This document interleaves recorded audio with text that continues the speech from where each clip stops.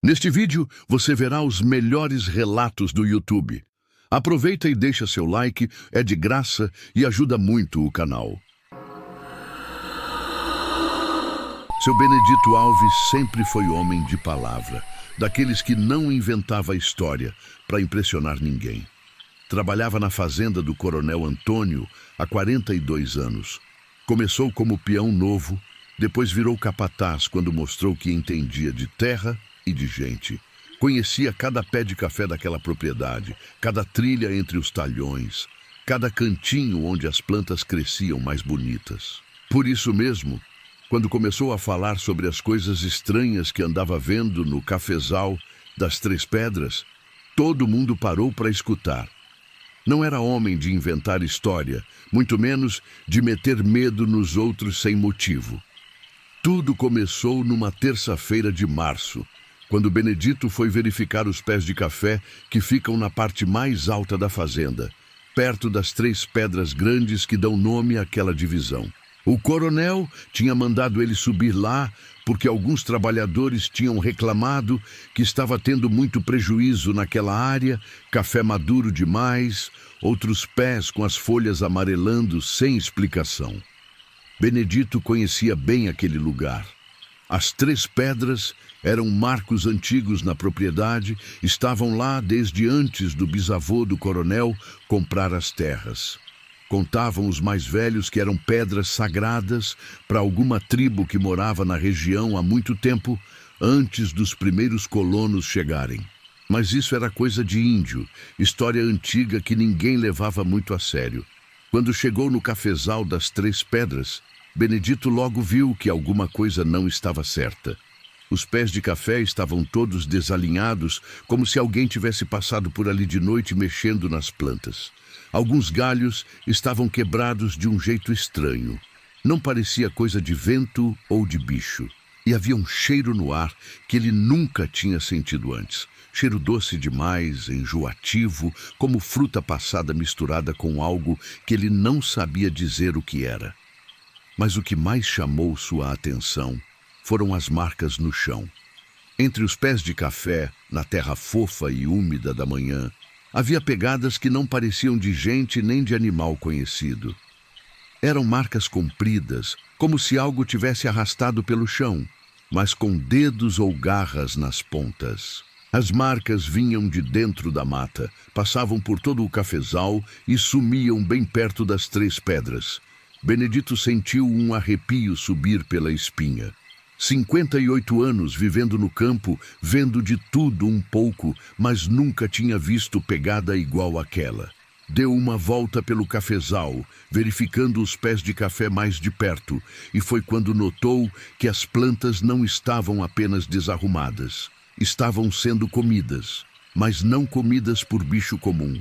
As folhas tinham marcas de mordida muito grandes, como se alguma coisa com uma boca enorme tivesse mastigado as plantas.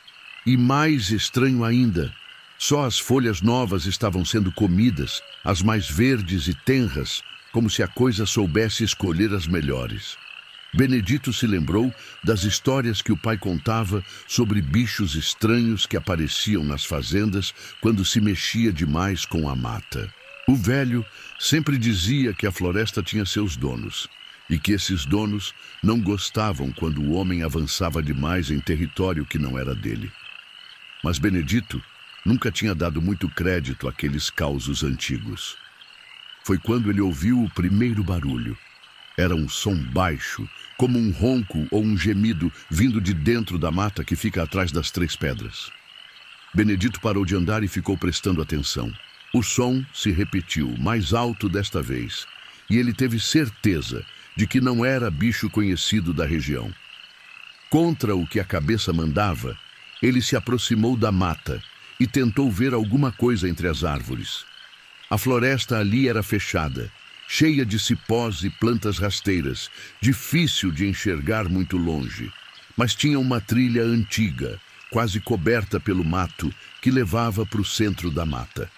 Uma trilha que ele nunca tinha visto antes, mesmo conhecendo aquela área há tantos anos. O ronco veio de novo. agora mais perto, e Benedito viu algo se mexer entre as árvores. Era uma sombra grande, maior que uma pessoa, que se movia devagar, como se estivesse ferida ou com dificuldade para andar. A sombra parecia ter notado a presença dele, porque parou de se mexer e ficou imóvel, como se estivesse prestando atenção. Foi então que Benedito fez a coisa mais burra da vida dele. Chamou. "Tem alguém aí? Tá precisando de ajuda?" A resposta veio na forma de um rugido terrível, um som que fez os passarinhos voarem assustados e os pequenos animais da mata correrem para se esconder. Não era som de onça, nem de qualquer bicho que ele conhecia. Era algo muito maior, muito mais perigoso. Benedito saiu correndo como nunca tinha corrido na vida. Desceu o morro tropeçando nos pés de café, ralou os braços nos galhos, rasgou a camisa, mas não parou até chegar na sede da fazenda. Quando contou para o coronel o que tinha visto, ele disse que devia ser onça ou algum bicho ferido da mata. Mandou 2 peões armados subirem lá para verificar. Os homens voltaram na hora do almoço dizendo que não tinham visto nada demais. Confirmaram que o cafezal estava bagunçado e que tinha pegadas estranhas, mas não encontraram bicho nenhum na mata. Disseram que o ronco que Benedito ouviu devia ter sido o vento passando pelos galhos das árvores. Mas Benedito sabia que não era vento. E sabia também que a coisa ainda estava lá, esperando. Naquela mesma noite, Benedito não conseguiu dormir direito. Morava numa casa pequena na propriedade, junto com a mulher, Dona Aparecida, e o filho caçula, que ainda não tinha casado. Por volta da meia-noite, acordou com um barulho na cozinha, como se alguém estivesse mexendo nas panelas. Levantou da cama devagar, pegou a espingarda que guardava debaixo da cama e foi ver o que era. A cozinha estava vazia, mas a porta dos fundos estava aberta, balançando no vento. Benedito tinha certeza de que havia trancado aquela porta antes de dormir. Sempre fazia isso. Chegou perto da porta para fechar de novo e viu pegadas na terra do quintal. As mesmas pegadas estranhas que tinha visto no cafezal. Só que agora estavam bem ali, na porta da casa dele. Fechou a porta rapidamente e passou a tranca, mas ficou acordado o resto da noite, ouvindo barulhos do lado de fora. Era como se alguma coisa grande estivesse andando ao redor da casa, farejando, procurando uma forma de entrar. Na manhã seguinte, encontrou o galinheiro destruído. Não tinham matado as galinhas. Coisa estranha, porque qualquer bicho que invade galinheiro geralmente mata tudo. As aves estavam todas amontoadas num canto, tremendo de medo, mas vivas. O que tinha sido destruído era a estrutura mesmo, como se alguma coisa muito forte tivesse tentado entrar e não tivesse conseguido. E havia pelo quintal todo. Pelo grosso, escuro, que não parecia de bicho conhecido. Benedito pegou alguns tufos e mostrou para o veterinário da cidade, mas ele disse que nunca tinha visto nada igual. Dona Aparecida ficou apavorada com a história, mas o filho de Benedito, o Carlinhos, achou que o pai estava ficando assombrado, vendo coisa onde não tinha. Mas na terceira noite, ele mesmo presenteou algo que mudou de ideia rapidinho. Carlinhos estava voltando da cidade quando viu uma luz estranha no cafezal das 3 Pedras. Não era luz de lanterna nem de fogo. Era uma luz azulada que piscava como vagalume, mas era grande demais e se movia de forma coordenada demais para ser inseto. Curioso, o rapaz resolveu subir o morro para ver o que era. Quando chegou perto do cafezal, a luz desapareceu, mas ele pôde ouvir sons estranhos vindo da mata. Eram como sussurros, vozes baixas falando numa língua que ele não reconhecia. E havia um cheiro forte no ar, o mesmo cheiro doce e enjoativo que o pai tinha descrito. Carlinhos se escondeu atrás de um pé de café grande e ficou observando. Depois de alguns minutos, viu uma figura saindo da mata. No começo pensou que fosse uma pessoa, mas conforme a coisa se aproximava, percebeu que estava muito enganado. Era alta demais para ser gente comum. Devia ter uns 2,5 metros de altura. O corpo era magro e desengonçado, coberto por pelo escuro que brilhava fracamente na luz da lua. Os braços eram longos demais, chegavam quase até o chão e terminavam em mãos enormes com dedos que pareciam garras. Mas o que mais assustou Carlinhos foi a cabeça. Era desproporcional ao corpo, grande demais, com uma testa abaulada e olhos que refletiam a luz como os de um gato. A boca era larga, cheia de dentes pontiagudos, e quando a criatura abria ela para farejar o ar, o rapaz pode ver que a língua era comprida e preta. A coisa passou bem perto de onde Carlinhos estava escondido, tão perto que ele pode sentir o cheiro acre que vinha do corpo dela. Parecia cheiro de bicho molhado misturado com terra podre. A criatura parou, virou a cabeça na direção dele e ficou imóvel por alguns segundos, como se tivesse sentido sua presença. Carlinhos prendeu a respiração e não se mexeu, rezando para que a coisa não o encontrasse. Depois de um tempo que pareceu eterno, a criatura continuou caminhando e desapareceu na mata do outro lado do cafezal. Quando contou para a família o que tinha visto, ninguém duvidou mais das histórias de Benedito. Era óbvio que tinha alguma coisa muito estranha vivendo naquela mata, alguma coisa que não devia estar ali. O coronel Antônio, quando soube da história, resolveu tomar providências. Era homem moderno, não acreditava muito em superstição, mas também não queria correr risco com a segurança dos funcionários.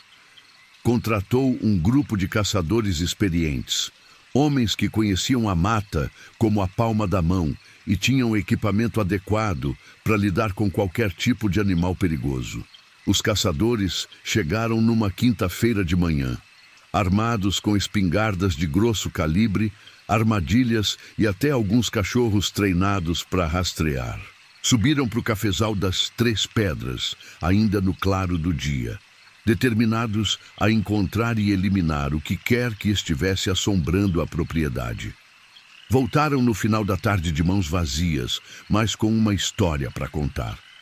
Tinham encontrado a trilha na mata, a mesma que Benedito tinha visto. A trilha levava para uma clareira no centro da floresta, um lugar que os caçadores juraram que nunca tinham visto antes, mesmo conhecendo aquela região há anos. No centro da clareira havia uma construção estranha. Não era bem uma casa, nem uma cabana. Era mais como uma toca grande, feita de pedras empilhadas e cobertas por galhos e folhas.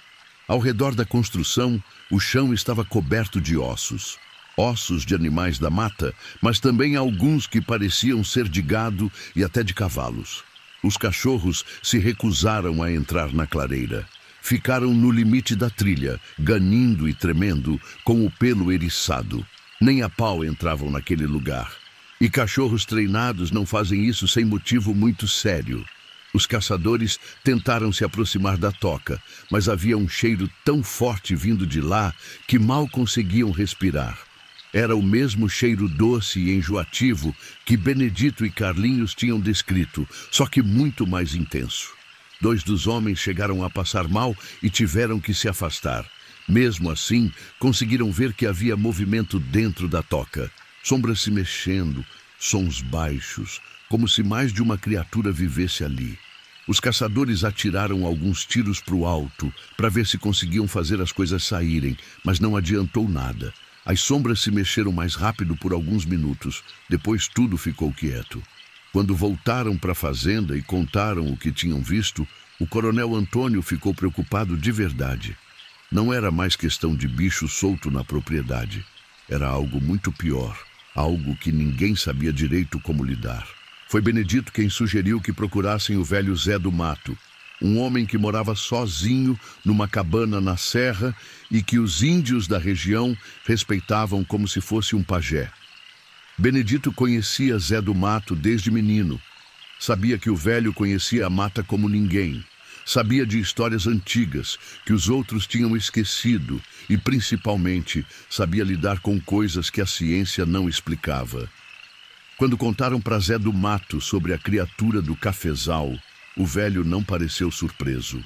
Disse que já sabia que alguma coisa tinha acordado na Mata das Três Pedras, porque os bichos andavam todos assustados e a passarada tinha mudado de comportamento. Zé do Mato explicou que as Três Pedras eram um lugar sagrado para a tribo que morava ali antes dos colonos chegarem. Era um local onde eles faziam rituais importantes, especialmente rituais ligados à caça e à fertilidade da terra.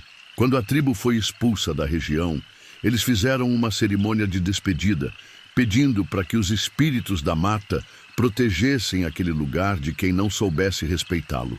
Segundo o velho, a criatura não era um bicho comum, era um guardião, um espírito da mata que tomava forma física quando sentia que o lugar sagrado estava sendo ameaçado. A agricultura intensiva, o uso de venenos nas plantas, a destruição de partes da floresta, tudo isso tinha despertado o guardião do seu sono. Essa coisa não vai embora, enquanto vocês não pararem de mexer com a mata, disse Zé do Mato. Ela está defendendo o território dela, fazendo o que os espíritos mandaram. O coronel Antônio não gostou nada de ouvir aquilo. Significava que teria que abandonar uma das áreas mais produtivas da fazenda, justamente o cafezal das Três Pedras, que sempre deu os melhores grãos. Mas também não queria ter uma criatura perigosa ameaçando seus funcionários. Benedito, que conhecia o patrão há tantos anos, conseguiu convencê-lo a pelo menos tentar a solução que Zé do Mato oferecia. O velho disse que podia tentar negociar com o guardião, fazer uma oferenda para acalmar os espíritos da mata.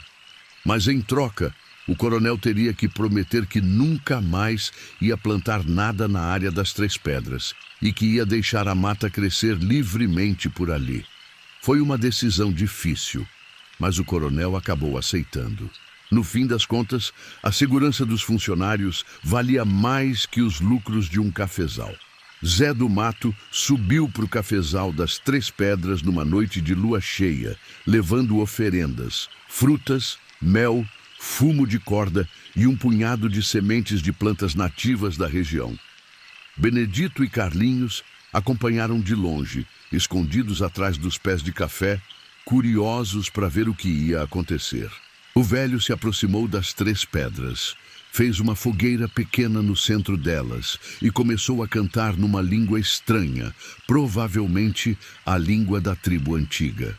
Espalhou as oferendas ao redor das pedras e continuou cantando por mais de 1 hora. De repente, a criatura apareceu. Saiu da mata devagar, ainda mais assustadora do que Carlinhos tinha descrito. Na luz da fogueira, dava para ver todos os detalhes do corpo monstruoso, o pelo escuro e emaranhado, as garras enormes, os olhos que brilhavam como brasas. Mas, estranhamente, não parecia agressiva. Aproximou-se de Zé do Mato com cautela, como um animal selvagem que reconhece alguém que não vai fazer mal. Benedito segurou a respiração, vendo aquela cena impossível. A criatura era ainda maior do que imaginava, e o cheiro que vinha dela era quase insuportável mesmo à distância. Mas havia algo na postura dela, na forma como se movia, que não era completamente animal. Havia uma inteligência ali, uma consciência que fazia Benedito se arrepiar. Zé do Mato continuou cantando sem demonstrar medo. A criatura ficou parada na frente dele por alguns minutos. Depois se abaixou e cheirou as oferendas. Pegou algumas frutas com cuidado, usando as garras enormes como se fossem dedos delicados, e comeu devagar. Quando terminou de comer, a criatura olhou diretamente nos olhos de Zé do Mato. Os dois ficaram ali, se encarando, como se estivessem conversando sem palavras. Depois de um tempo, a criatura fez um som baixo, que não parecia ameaçador, e voltou para a mata. Zé do Mato apagou a fogueira, juntou o que restou das oferendas e desceu o morro. Disse para o coronel que o acordo estava feito. A criatura ia deixar a fazenda em paz, mas em troca, ninguém podia mais mexer na área das Três Pedras. E foi exatamente isso que aconteceu. O coronel cumpriu a palavra, abandonou o cafezal das Três Pedras e deixou a mata crescer livremente por ali. Em poucos meses, a vegetação havia tomado conta de tudo, cobrindo os pés de café abandonados e transformando a área numa floresta fechada. Benedito nunca mais viu a criatura, mas às vezes, quando passava perto da Mata das Três Pedras, ainda ouvia sons estranhos vindo de lá dentro. Não eram sons ameaçadores. Eram mais como conversas em voz baixa, como se várias criaturas vivessem ali em harmonia. Os outros funcionários da fazenda também relataram avistamentos ocasionais. Vultos se movendo entre as árvores, luzes estranhas piscando na mata durante a madrugada, pegadas enormes na lama depois das chuvas. Mas nunca mais houve ataques ou ameaças. A única coisa que mudou foi que os cafezais ao redor da Mata das Três Pedras começaram a produzir melhor do que nunca. Como se a presença do guardião tivesse abençoado a terra, tornando-a mais fértil e produtiva. O coronel nunca admitiu publicamente, mas sabia que tinha feito o negócio certo. Com o passar dos anos, Benedito foi envelhecendo, mas continuou trabalhando na fazenda até não aguentar mais. Quando se aposentou, aos 72 anos, passou o cargo de capataz para o filho. Mas sempre que alguém perguntava sobre a criatura da mata, ele contava a história completa. Dizia que o importante era respeitar as coisas que a gente não entende, principalmente quando essas coisas estavam ali muito antes da gente chegar. E que a terra tem seus donos, espíritos que protegem os lugares sagrados, e que o homem sábio aprende a conviver com eles em paz. Hoje em dia, a Mata das Três Pedras é conhecida na região como lugar protegido. Ninguém entra lá sem permissão. E quando alguém precisa passar por perto, sempre deixa uma oferenda pequena, uma fruta, um punhado de milho, qualquer coisa que mostre respeito pelos espíritos do lugar. E às vezes, principalmente nas noites de lua cheia, ainda dá para ouvir os sons vindos da mata. Sons que lembram que nem tudo neste mundo pode ser explicado pela ciência e que há coisas muito antigas vivendo nas florestas do Brasil, coisas que merecem nosso respeito e nossa distância. Benedito, hoje com 83 anos, ainda mora na região.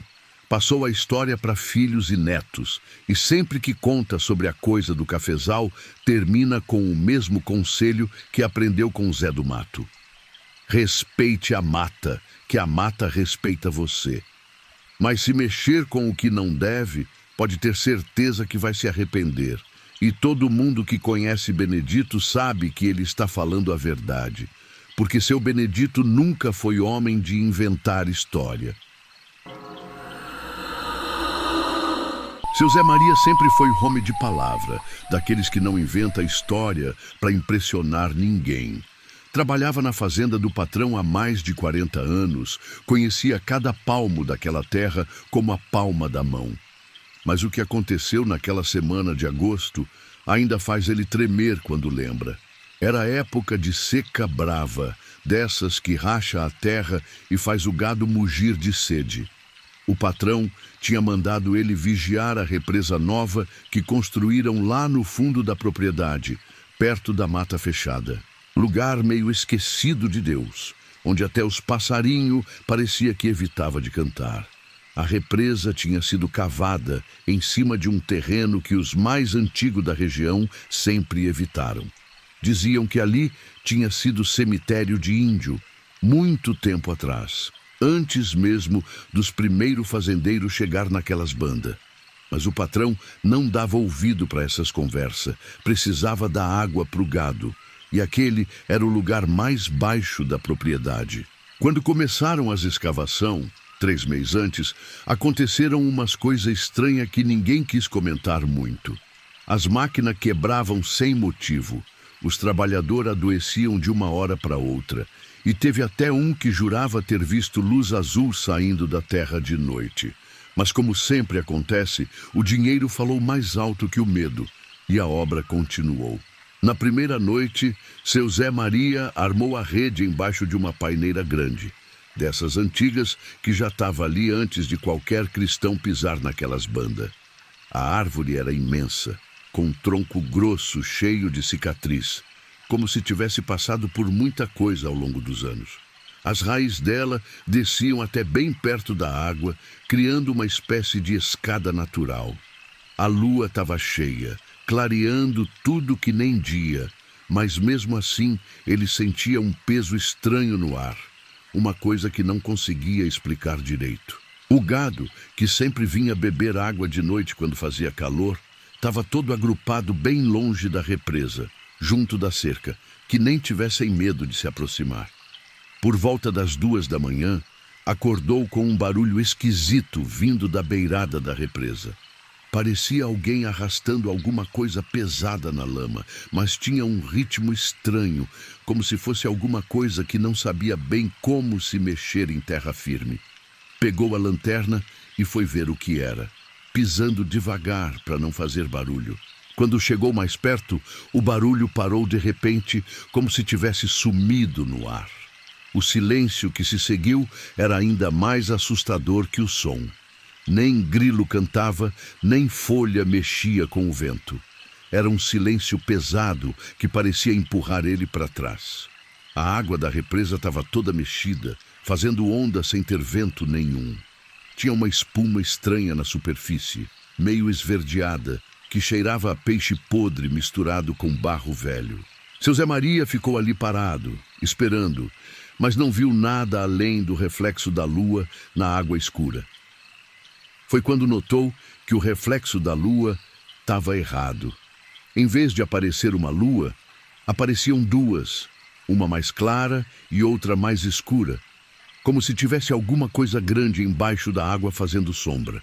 Esfregou os olhos, pensando que podia ser cansaço, mas quando olhou de novo, o reflexo continuava duplo. Voltou para a rede, pensando que podia ter sido algum bicho grande bebendo água, capivara ou coisa assim, mas sabia que não era bem isso. Capivara ele conhecia, e nunca tinham deixado a água com aquele cheiro ruim, nem fizeram aquele tipo de marca na lama. Mas no outro dia, quando o sol nasceu, ele viu as marcas na lama. Não era pegada de bicho conhecido, não. Era uma coisa estranha, circular, grande que nem roda de carroça, mas toda marcada com risco que parecia unha. E tinha várias, indo da água até bem dentro da mata, sumindo entre as árvores mais densas. O que mais chamou a atenção foram as pegadas humanas ao lado das marcas estranhas.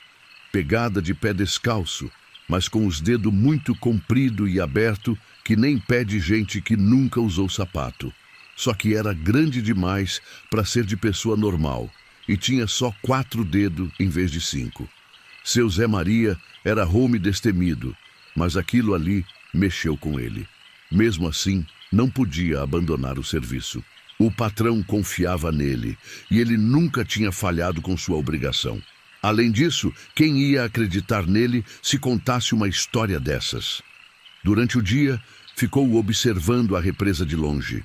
A água tinha voltado ao normal, clara e azul, refletindo as nuvens que passavam. Os peixes que tinham sido colocados ali na semana anterior apareciam na superfície de vez em quando, parecendo normais. Mas o gado continuava se recusando a se aproximar, mesmo com a sede que faziam. Resolveu dar uma volta pela mata, seguindo as marcas estranhas. Elas levavam a um lugar que ele nunca tinha explorado direito, uma parte mais densa da floresta, onde as árvores cresciam tão juntas que mal passava luz. O chão ali estava coberto de folha velha e galho caído, mas mesmo assim dava para ver que as marcas continuavam. Chegou num clareirão pequeno, onde tinha uma formação de pedra estranha, como se alguém tivesse arrumado as pedras de propósito, formando um círculo perfeito. No meio do círculo, o chão estava afundado, formando uma espécie de buraco raso cheio de água parada. A água do buraco era diferente da represa. Era escura, quase preta, e não refletia nada. Quando jogou uma pedra ali dentro, ela afundou sem fazer barulho, sem nem criar onda. Era como se a água engolisse tudo que caía ali. Ao redor do círculo de pedra, tinha marca entalhada na rocha, desenho que parecia muito antigo. Não era letra nem número, era mais parecido com figura de bicho, mas bicho que ele nunca viu. Tinha uma figura que lembrava cobra, só que com braço, outra que parecia peixe, mas com perna, e uma terceira que era só olho, muitos olhos, espalhado que nem estrela. Seu Zé Maria não sabia ler, mas entendia que aqueles desenhos estavam contando alguma história, uma história que talvez fosse melhor não conhecer. Saiu dali com pressa, mas não conseguiu parar de pensar naquelas figuras.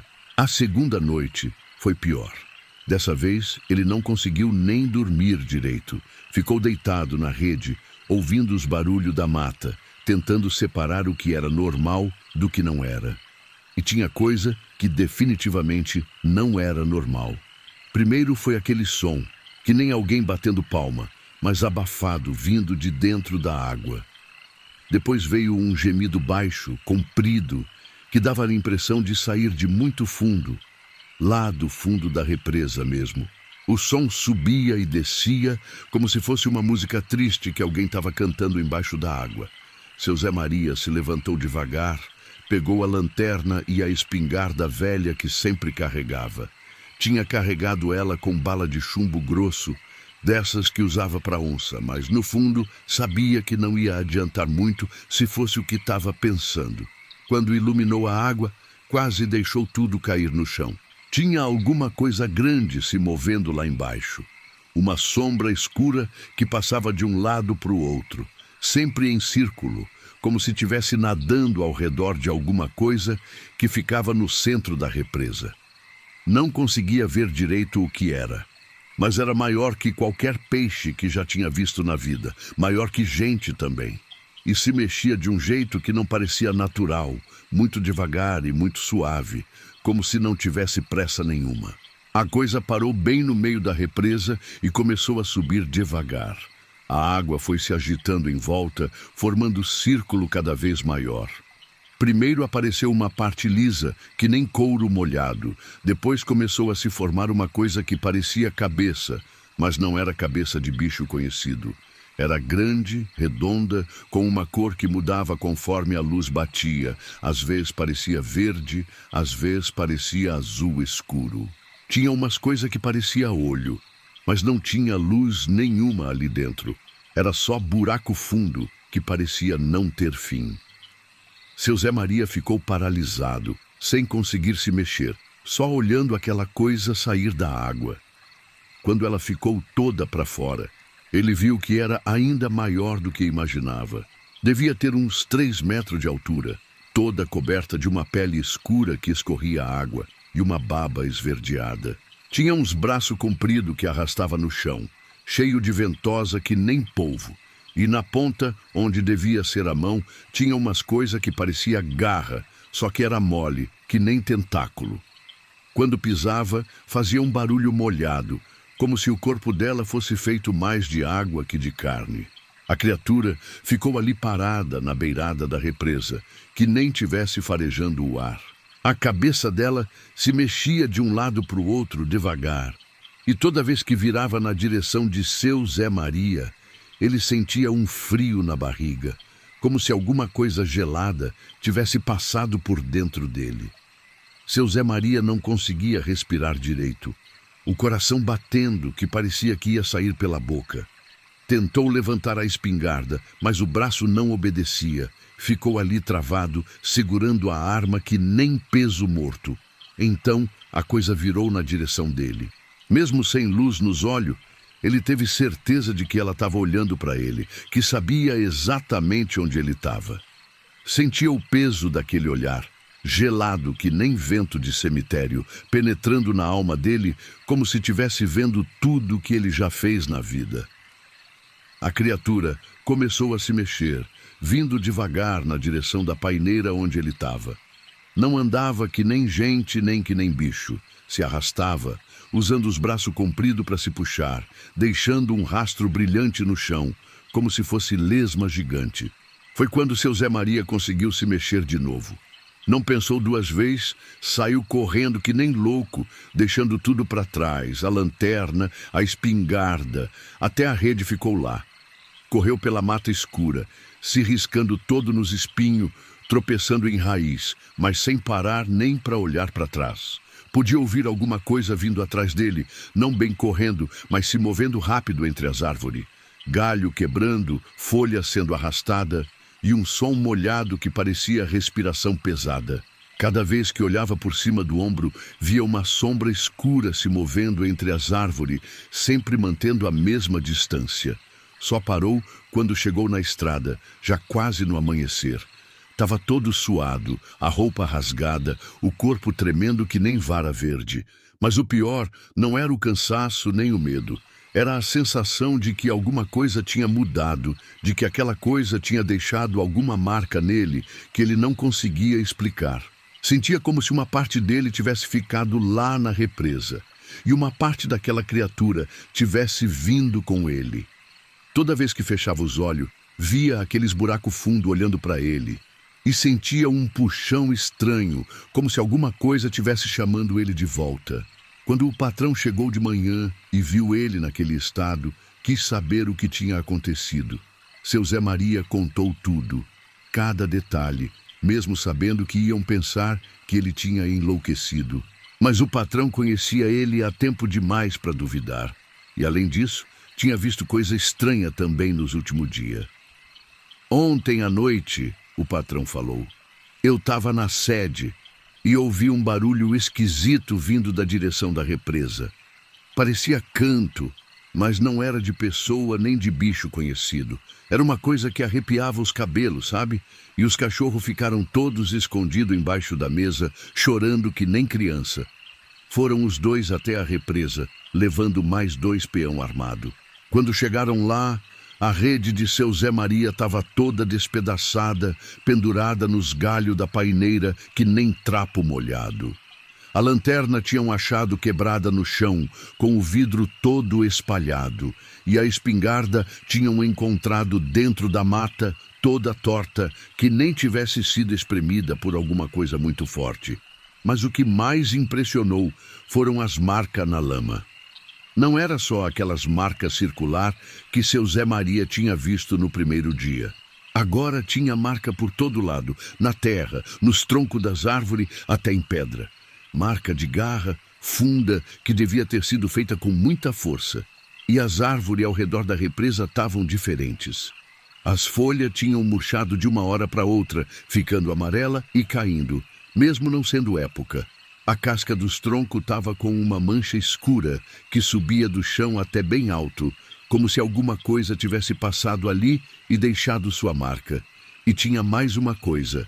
A água da represa tinha baixado quase 2 palmos da noite para o dia, como se alguma coisa muito grande tivesse saído de lá e não voltado, ou como se a própria água tivesse sido sugada para algum lugar. O patrão mandou cercar a represa com arame farpado, colocou placa de perigo, proibiu qualquer um de chegar perto, mas não adiantou muito. Nos dias que se seguiram, começaram a sumir bicho da fazenda. Primeiro foi uma vaca prenha, que apareceu 3 dias depois boiando na represa, mas não parecia que tinha morrido afogada. O corpo da vaca estava todo mole, que nem se os ossos tivessem sumido de dentro, e tinha marca estranha na pele, círculo pequeno que parecia ventosa, espalhado por todo o corpo. O veterinário que veio ver disse que nunca tinha visto nada parecido, que não parecia doença nem ataque de predador conhecido. Depois foi um cavalo, um animal forte que o patrão estimava muito. Encontraram só os restos dele espalhado pela mata, mas os ossos estavam todos limpos, sem um pedaço de carne, e arrumado em fileira, como se alguém tivesse organizado eles de propósito. Seu Zé Maria não conseguia mais dormir direito. Toda noite acordava com pesadelo, sonhando com aqueles olhos sem luz olhando para ele. E tinha uma coisa pior. Ele sentia que a criatura não tinha esquecido dele, que de alguma forma, naquela noite, tinha criado uma ligação entre os dois que não ia se quebrar fácil. Foi então que ele começou a ouvir os chamados. Toda a madrugada, por volta das 2 horas, escutava uma voz que vinha de longe, chamando o nome dele. Não era voz de gente, era alguma coisa mais profunda, que parecia sair de dentro da terra, viajando pela raiz das árvores até chegar no ouvido dele. Zé Maria! A voz chamava arrastada, como se tivesse dificuldade para formar as palavras. Zé Maria, volta aqui, tem coisa que você precisa ver, tem coisa que você precisa entender. A mulher de seu Zé Maria começou a ficar preocupada. Ele estava emagrecendo, os olhos ficando fundo, a pele amarelada. Parecia que estava definhando, que nem planta sem água. Ela implorou para ele procurar ajuda, ir na cidade, falar com o médico, mas ele sabia que médico não ia resolver aquilo. Começou a reparar que não era só ele que estava mudando. Outras pessoas da região também estavam com problema. O seu João da Venda, que morava perto do riacho que desaguava na represa, estava com os mesmos sintomas. A dona Conceição, que tinha sítio na beira da estrada, também estava emagrecendo sem motivo. E todos eles falavam a mesma coisa. Ouviam chamado de noite, sentiam vontade de ir até a água, tinham sonho estranho com coisa que não conseguiam explicar direito. Era como se aquela criatura tivesse marcado todo mundo que morava perto da represa. Procurou a benzedeira velha que morava do outro lado da fazenda, Dona Sebastiana, que conhecia dessas coisas que a gente não entende. Ela morava numa casa pequena no meio de um quintal cheio de erva medicinal, sempre com panela no fogo fazendo chá para quem precisava. Ela ouviu a história toda sem interromper, balançando a cabeça que nem quem já sabia de alguma coisa.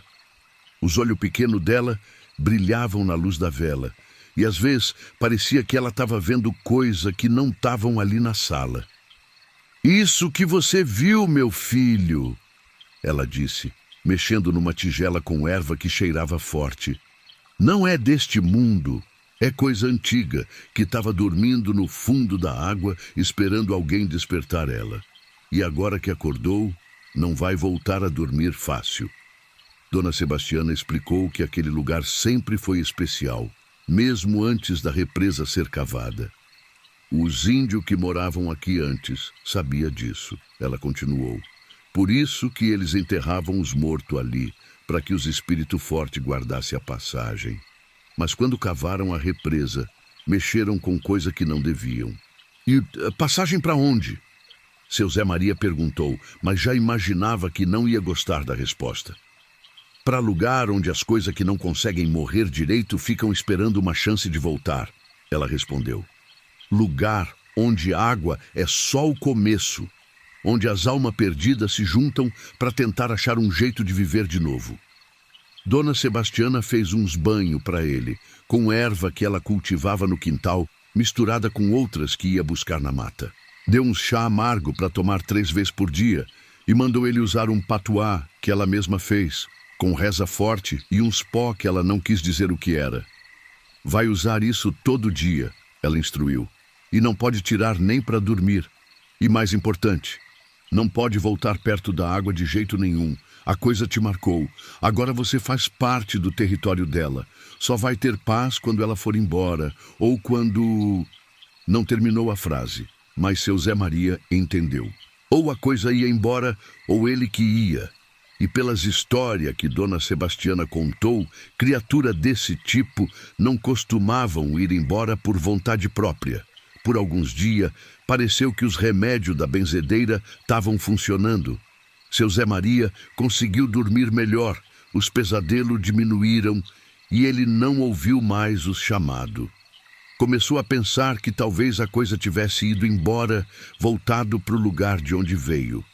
Mas não durou muito. Uma semana depois, a criatura voltou e trouxe companhia. Dessa vez, não foi só ele que viu. O filho do patrão, um rapaz de 20 anos que tinha estudado na cidade e não acreditava em nada dessas histórias, resolveu acampar perto da represa para provar que não tinha nada ali. Levou uma barraca moderna, lanterna forte, até uma filmadora pequena para gravar tudo e mostrar para os amigos da cidade. "Vou acabar com essa lenda de uma vez por todas", ele falou para o pai. "Vocês estão deixando uma história boba atrapalhar o trabalho na fazenda. Amanhã eu trago a prova de que não tem nada naquela represa além de água e peixe. Na manhã seguinte, acharam a barraca toda despedaçada, a filmadora quebrada em pedacinho pequeno e o rapaz desaparecido. Procuraram por ele o dia todo, chamaram até a polícia da cidade, trouxeram um cachorro farejador, mas não acharam nem sinal. Os cachorros eram estranhos. Chegavam até certo ponto perto da represa e paravam, se recusando a continuar. Ficavam ali parado, chorando baixinho, o rabo entre as pernas, que nem tivessem vendo alguma coisa que os homens não conseguiam ver. Foi só 3 dias depois que encontraram o rapaz, na beira de um açude pequeno, a uns 5 quilômetros da represa. Estava vivo, mas não conseguia falar. Ficava só olhando para o nada, tremendo quando alguém mencionava a represa, fazendo um barulho estranho na garganta que parecia tentativa de gritar. Quando finalmente conseguiu falar, 2 semanas depois, a história que ele contou era pior que a de seu Zé Maria.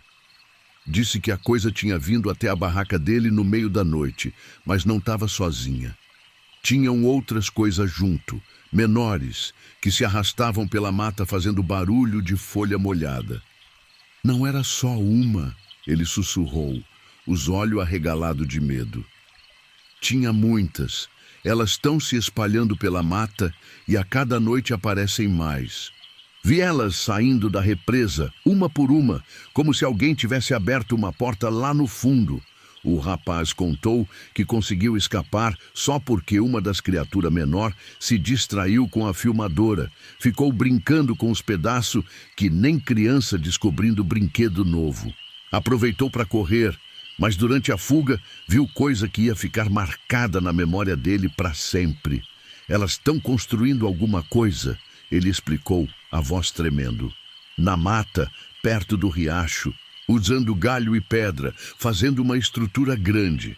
E tem mais coisa saindo da represa toda noite. Coisa diferente, cada uma mais estranha que a outra. Foi quando seu Zé Maria soube que o problema era maior do que imaginava. A represa não era só a casa daquela coisa. Era uma porta, e alguma coisa tinha aberto essa porta de vez. Começaram a aparecer história parecida em outras fazendas da região. Bicho sumindo, marca estranha na lama, gente vendo coisa que não conseguia explicar. Sempre perto de água, sempre de noite. E as histórias foram se espalhando, chegando até na cidade, fazendo com que jornalista e curioso começassem a aparecer na região.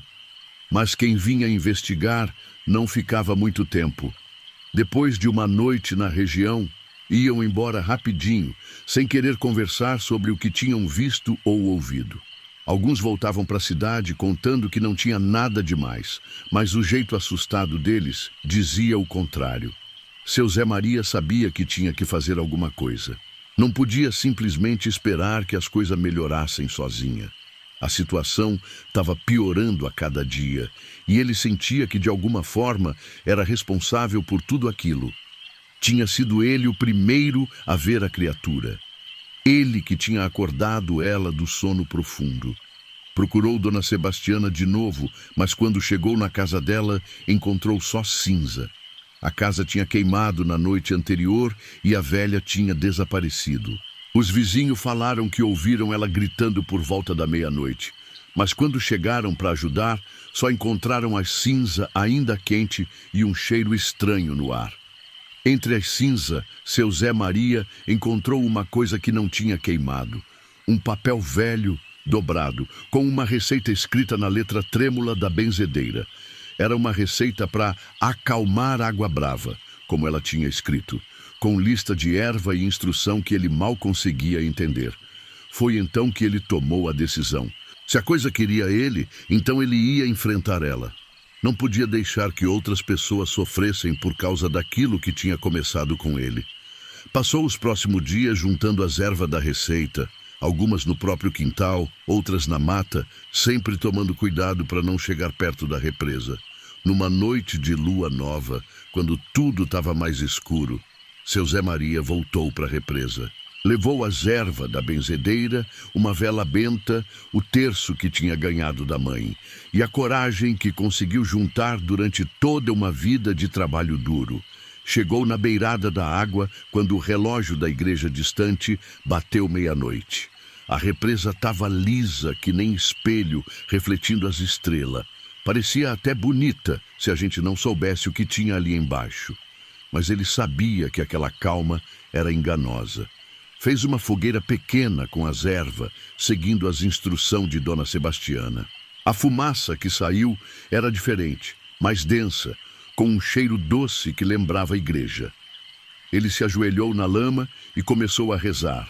Não uma reza específica, mas tudo que lembrava, misturando o Pai Nosso com Ave Maria, jogando as palavras no ar que nem quem está pedindo clemência.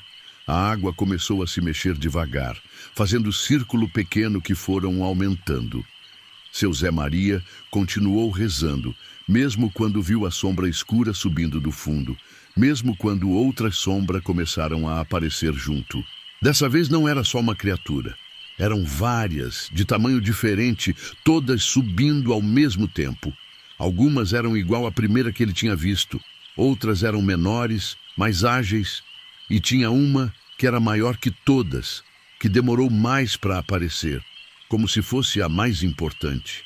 Quando todas elas ficaram na superfície, seu Zé Maria viu que tinham formado um círculo ao redor da represa, cada uma numa posição, que nem guardião protegendo alguma coisa. A criatura maior ficou no centro, olhando para ele com aqueles olhos sem luz. Mas dessa vez ele não sentiu medo. Sentiu uma tristeza profunda, como se entendesse que aquelas coisas também estavam sofrendo, também estavam longe de casa, tentando voltar para um lugar que talvez nem existisse mais. Continuou rezando, mas agora era uma reza diferente, não pedindo proteção, mas pedindo descanso para aquelas almas perdidas, para que elas encontrassem o caminho de volta para o lugar delas. A fumaça das ervas foi ficando mais forte, envolvendo toda a represa numa névoa perfumada. As criaturas ficaram ali, imóveis, como se tivessem ouvindo cada palavra. E devagar, muito devagar, começaram a afundar de volta. Primeiro as menores, depois as maiores, até que só restou a criatura do centro. Ela ficou ali por mais tempo, olhando para seu Zé Maria.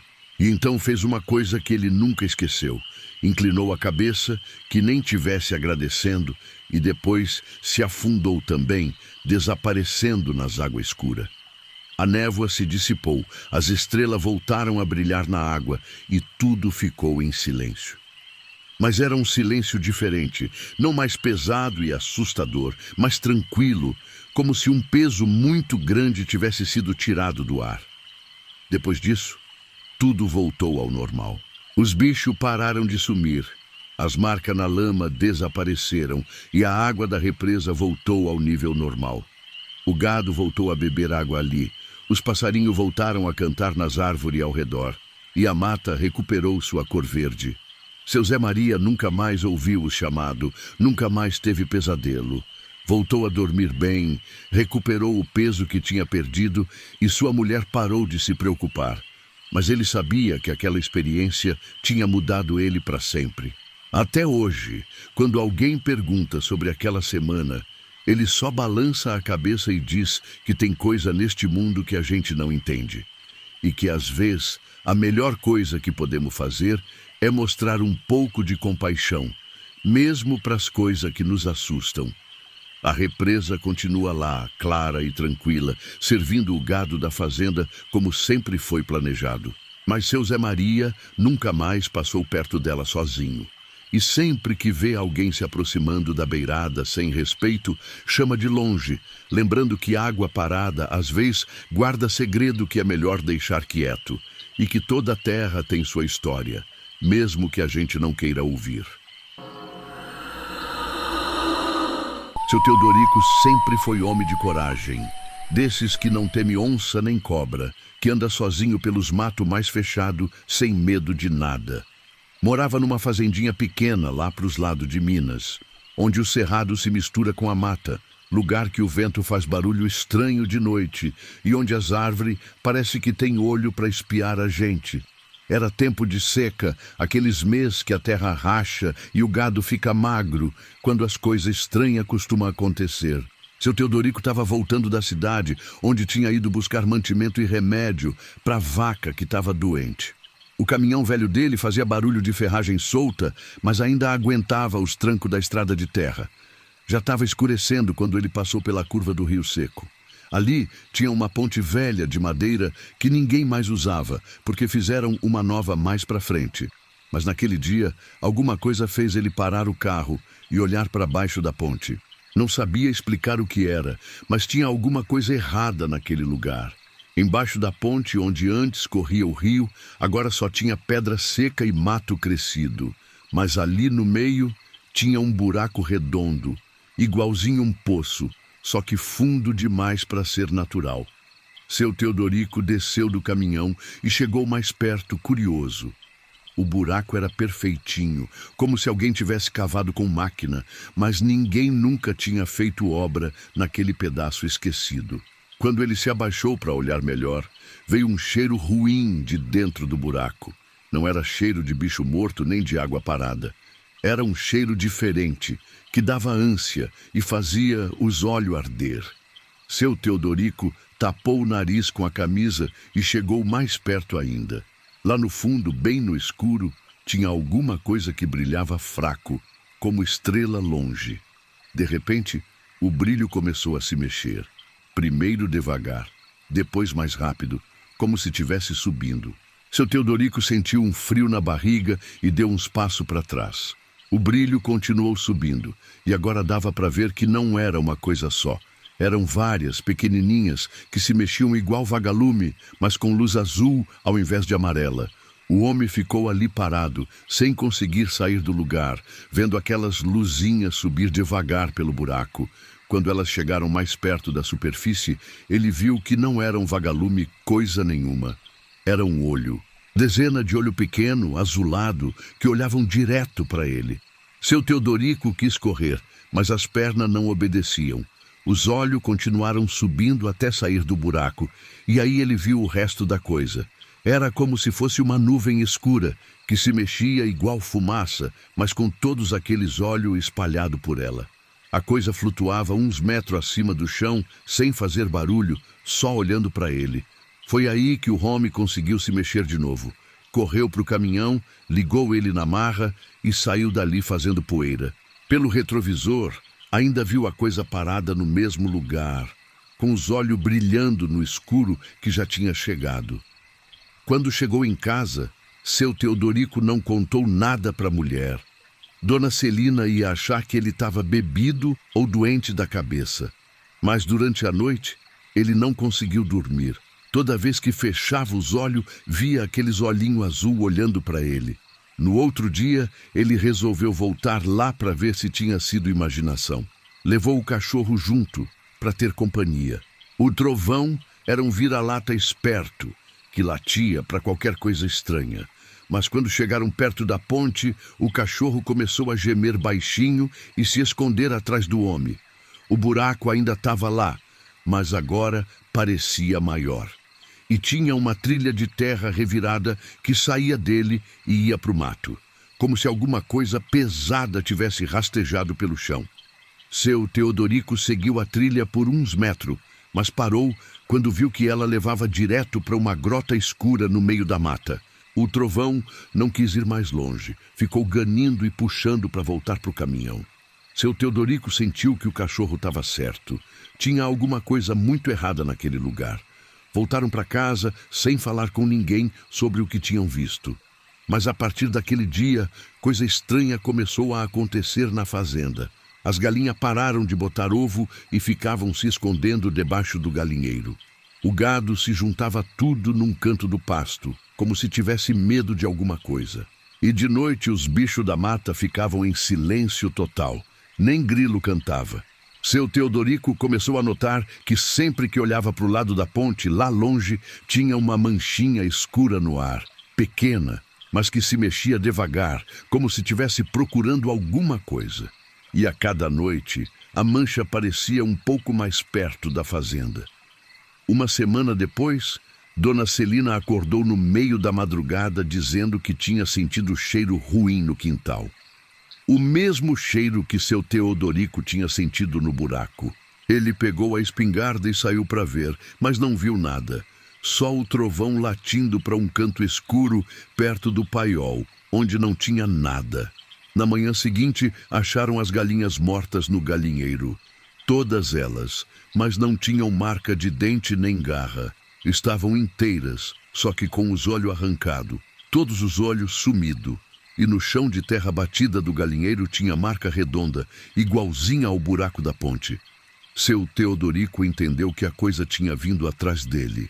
Não sabia o que era nem o que queria, mas sabia que tinha alguma ligação com aquele buraco maldito.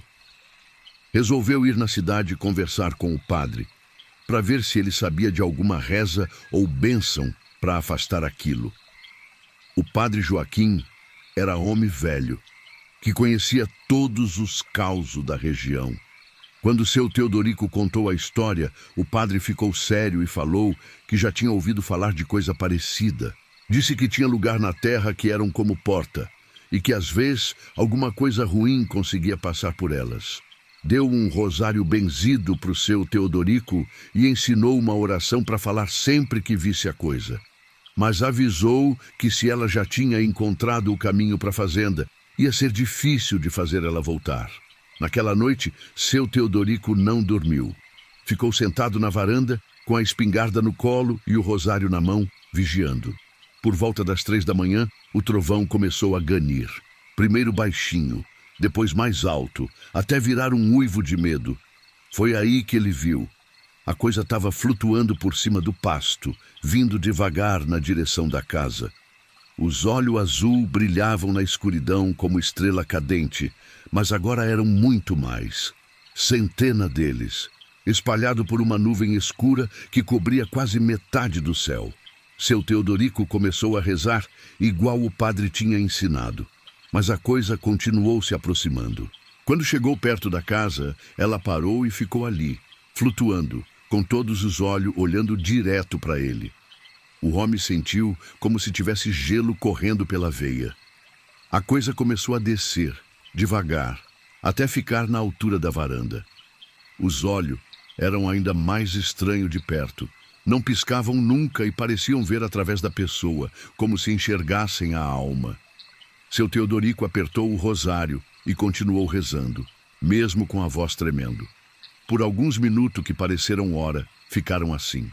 O homem rezando e a coisa olhando, até que, de repente, ela começou a se afastar. Não foi embora de uma vez. Foi recuando devagar, como se tivesse desistido por enquanto, mas prometendo voltar. Quando o sol nasceu, seu Teodorico ainda estava na varanda, segurando o rosário. A coisa tinha sumido, mas ele sabia que não tinha ido longe. Podia sentir ela por perto, esperando. Durante o dia, ele resolveu ir embora da fazenda. Não contou para Dona Celina o que tinha visto, só disse que tinham aparecido um comprador interessado nas terras e que era melhor vender logo. A mulher estranhou a pressa, mas concordou. Também estava assustada com as coisas estranhas que tinham acontecido. Empacotaram as coisas mais importantes e foram para a cidade, ficar na casa do filho mais velho. Seu Teodorico nunca mais voltou na fazenda. Vendeu ela para um sujeito de fora, que não conhecia a história. Mas não passou nem um mês e o homem já estava querendo vender de novo, dizendo que a terra era amaldiçoada. Anos depois, seu Teodorico soube que ninguém mais conseguia morar naquela fazenda. Todo mundo que tentava acabava indo embora em pouco tempo. Falavam de barulho estranho de noite, de bicho morto sem explicação e de uma nuvem escura que aparecia no céu mesmo quando não tinha tempestade. A Ponte Velha foi derrubada pela prefeitura porque estava perigosa. Mas quem conhece a história diz que o buraco ainda está lá embaixo, esperando. E que de vez em quando, nas noites sem lua, ainda dá para ver uns pontinhos azul brilhando na escuridão, procurando alguém novo para seguir. Seu Teodorico nunca mais falou sobre o que viu, Mas sempre que alguém mencionava a fazenda velha, ele benzia e mudava de assunto. E toda noite, antes de dormir, ele rezava com o rosário que o padre tinha dado, pedindo para nunca mais encontrar aquela coisa no caminho, porque ele sabia que ela ainda estava por lá, no mato fechado, com todos aqueles olhos azul olhando e esperando. Esperando para seguir alguém de novo, para descobrir onde a pessoa mora, e para ficar flutuando do lado de fora da casa, só olhando, até a pessoa não aguentar mais e ter que ir embora também. E dizem que até hoje, quem passa pela estrada velha nas noites de lua nova, às vezes vê um brilho azul se mexendo entre as árvores. E quem é esperto não para olhar melhor, porque tem coisa que é melhor deixar quieta no lugar onde está.